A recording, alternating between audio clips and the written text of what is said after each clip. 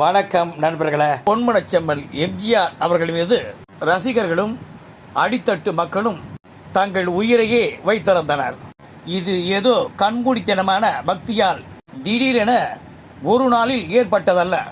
அந்த அளவிற்கு ரசிகர்களையும் பொதுமக்களையும் மக்கள் திலகம் நேசித்தார். காந்தி பிறந்தது பூமியில் எதற்காக தோழாய். மேலும் நாளெல்லாம் கடுமையாக உழைத்து வேர்வை சிந்தும் தொழிலாளர்களை மக்கள் திலகத்துக்கு மிக மிக பிடிக்கும். கங்கை யமுனை காவிரி வைகை ஓடுவதற்காக. சில நேரங்களில் அவர்கள் வரம்பு மீறி தம்மிடம் நடந்து கொண்டாலும் அது பொது மக்களின் அன்பின் வெளிப்பாடு என்று மக்கள் திலகம் எம்ஜிஆர் அவர்கள் இன்முகத்துடன் அதனை ஏற்றுக்கொள்வார்.